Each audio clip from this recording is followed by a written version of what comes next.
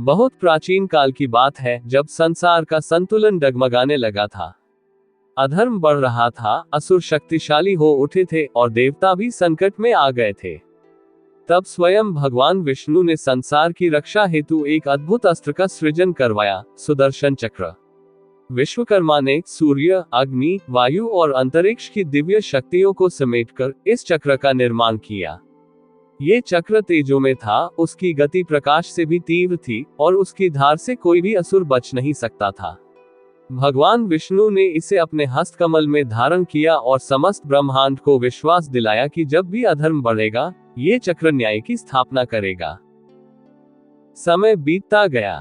त्रेता, द्वापर और कलियुग के चक्र घूमते रहे। जब द्वापर युग में पृथ्वी पुनः पीड़ा से कराहने लगी, जब कंस, जरासंध और अन्य अत्याचारी पृथ्वी पर आतंक फैलाने लगे, तब भगवान विष्णु ने यदु वंश में श्री कृष्ण के रूप में अवतार लिया। उनके साथ ही अदृश्य रूप से सुदर्शन चक्र भी पृथ्वी पर अवतरित हुआ, जैसे आकाश स्वयं न्याय के शस्त्र को लेकर धरती पर उतर आया हो। कृष्ण के बाल्यकाल में तो चक्र प्रकट नहीं हुआ था। वह समय प्रेम और बाल लीलाओं का था। परंतु जैसे ही उन्होंने कंस का वध कर मथुरा को मुक्त किया, सुदर्शन चक्र धीरे धीरे उनके आभामंडल का अभिन्न अंग बन गया। कृष्ण एक साधारण मनुष्य नहीं, बल्कि साक्षात विष्णु थे। और जब समय आया, उन्होंने चक्र का उपयोग करके धर्म की स्थापना की, जैसे आकाश से न्याय उतरकर पृथ्वी को पवित्र कर रहा हो।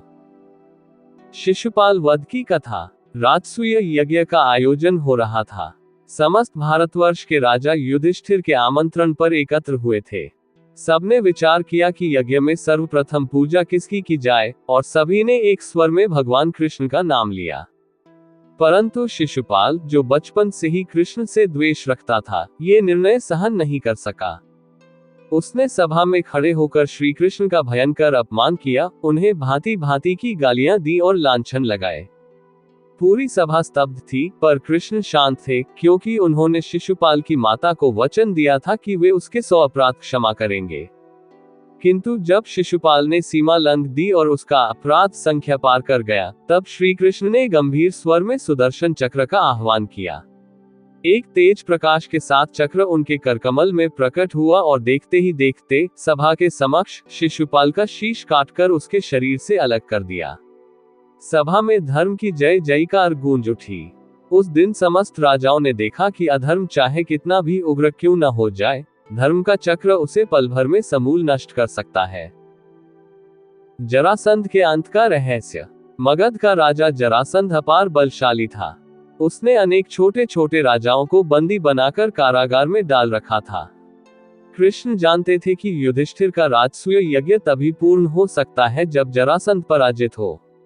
अतः वे भीम और अर्जुन के साथ वेश बदलकर मगध पहुंचे। उन्होंने जरासंध को द्वंद्व युद्ध की चुनौती दी। युद्ध कई दिनों तक चला। भीम और जरासंध दोनों पराक्रमी थे, परंतु कृष्ण की दृष्टि और सुदर्शन चक्र की अदृश्य शक्ति भीम के साथ थी। अंततः कृष्ण ने संकेत दिया कि जरासंध के शरीर को 2 भागों में फाड़ना चाहिए, तभी उसका वध संभव है। भीम ने वैसा ही किया। जरासंध का अंत हुआ और उसके द्वारा बंदी बनाए गए समस्त राजा मुक्त कर दिए गए। इस विजय के पीछे भी सुदर्शन चक्र का अदृश्य प्रभाव था, जिसने धर्म स्थापना की एक और नींव रखी। नरकासुर वध का दिव्य युद्ध। नरकासुर नामक असुर ने त्रिलोक में आतंक फैला रखा था। उसने 16,100 कन्याओं को बंदी बना लिया था और स्वर्ग के अनेक रत्न चुरा लिए थे। देवता असहाय होकर कृष्ण के शरण में पहुंचे। सत्यभामा के साथ, जो स्वयं देवी का अवतार थी, कृष्ण ने नरकासुर के विरुद्ध युद्ध छेड़ा।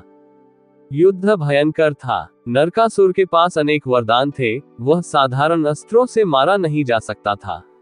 जब युद्ध निर्णायक मोड़ पर आया, तब श्री कृष्ण ने सुदर्शन चक्र का आह्वान किया। चक्र बिजली की भांति दौड़ा और नरकासुर का मस्तक धड़ से अलग कर दिया। समस्त देवगण जय जयकार करने लगे। उन 16,100 कन्याओं को कृष्ण ने सम्मान पूर्वक अपनाया और समाज में उन्हें प्रतिष्ठा दिलाई।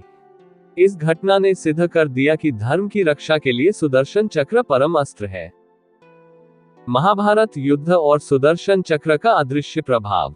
महाभारत का युद्ध धर्म और अधर्म के बीच निर्णायक संग्राम था। कृष्ण ने प्रण लिया था कि वे युद्ध में शस्त्र नहीं उठाएंगे, परंतु अर्जुन के सारथी बनकर वे ही सबसे बड़े रणनीतिकार बने। यद्यपि वे शस्त्र हाथ में नहीं लेते थे, परंतु सुदर्शन चक्र सदैव उनके नियंत्रण में था। जब अर्जुन पर प्रहार होता, जब भीषण बाणवर्षा होती, तब अदृश्य रूप से सुदर्शन चक्र आकाश में घूमता और पांडवों की रक्षा करता। जयद्रथ वध के दिन, जब सूर्यास्त के समय अर्जुन को जयद्रथ मारना था, तब कृष्ण ने सुदर्शन चक्र से सूर्य को कुछ क्षणों के लिए ढक दिया। सभी को लगा सूर्य अस्त हो गया है। जयद्रथ निश्चिंत होकर सामने आया और अर्जुन ने उसका वध कर दिया। जैसे ही कार्य पूर्ण हुआ, कृष्ण ने चक्र हटाया और सूर्य पुनः प्रकट हो गया। इस प्रकार सुदर्शन चक्र ने महाभारत युद्ध में भी धर्म की विजय सुनिश्चित की। द्वारका की रक्षा। कई बार असुरों और विरोधियों ने द्वारका पर आक्रमण करने का प्रयास किया। हर बार जब संकट बढ़ता, कृष्ण का आदेश मिलते ही सुदर्शन चक्र आकाश में घूमता और शत्रु सेनाओं को तहस नहस कर देता। द्वारका की सीमाएं एक अदृश्य रक्षक से घिरी रहती, जिसे भेदना किसी के लिए संभव नहीं था। जब जब कृष्ण नगरवासियों को शरण देने का वचन देते, तब तब सुदर्शन चक्र उनके वचनों को सत्य बनाने के लिए सक्रिय रहता। जब द्वापर युग का अंतिम समय आया और यदुवंश का पतन निश्चित हो गया, तब भगवान श्री कृष्ण ने अपनी लीला समेटने का निर्णय लिया। एक दिन एक शिकारी ने गलती से उन्हें तीर मारा। वह समय था जब सुदर्शन चक्र ने भी श्री कृष्ण को प्रणाम किया और स्वामी के आदेश से स्वर्ग लोक को लौट गया। चक्र का प्रकाश क्षीण होते होते आकाश में विलीन हो गया। यह संकेत था कि अब पृथ्वी पर धर्म स्वयं को साधना होगा। कृष्ण के विछोह के साथ ही सुदर्शन चक्र भी इस भौतिक धरती से विदा हो गया, परंतु उसकी महिमा आज भी सनातन धर्म में गाई जाती है।